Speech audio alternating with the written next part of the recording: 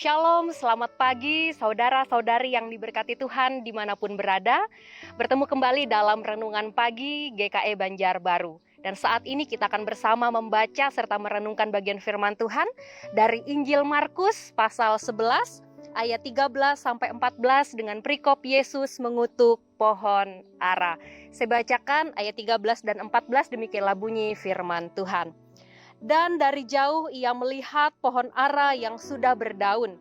Ia mendekatinya untuk melihat kalau-kalau ia mendapat apa-apa pada pohon itu. Tetapi waktu ia tiba di situ, ia tidak mendapat apa-apa selain daun-daun saja, sebab memang bukan musim buah ara. Maka katanya kepada pohon itu, "Jangan lagi seorang pun makan buahmu selama-lamanya," dan murid-muridnya pun mendengarnya. Amin. Saudara-saudari yang terkasih, saya memberikan tema untuk renungan pagi ini yaitu berbuahlah tanpa mengenal musim. Saudara, setelah Yesus melakukan perjalanannya di Betania, ia dan para muridnya meninggalkan tempat itu untuk meneruskan perjalanannya. Di tengah jalan, Yesus merasa lapar dan dari kejauhan ia melihat pohon ara yang sudah berdaun, lalu ia mencari buah ara dari pohon itu untuk dimakan. Saat itu memang bukan musim buah ara. Setidaknya masih ada sisa buah atau bakal buah yang masih kecil. Kenyataannya, Yesus tidak mendapatkan apa-apa selain dari daun pohon ara saja.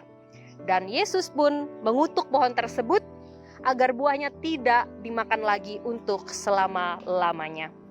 Saudara-saudari yang terkasih di dalam Tuhan, mungkin kita berpikir, mengapa Yesus berharap mendapatkan buah ara dikala buah ara memang sedang tidak musimnya?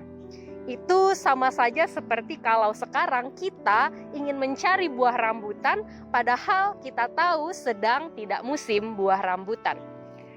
Akan tetapi saudara, jikalau kita mendalami kisah Injil ini, maka kita akan menemukan makna yang sangat penting dan juga dalam.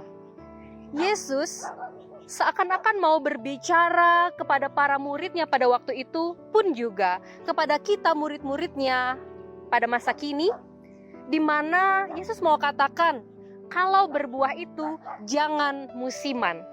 Berbuahlah setiap hari, setiap waktu. Saudaraku, bisa jadi kita pun sama seperti pohon ara dalam kisah Injil hari ini. Kalau berbuah, seringnya hanya berbuah musiman saja. Salah satu contohnya adalah buah kasih.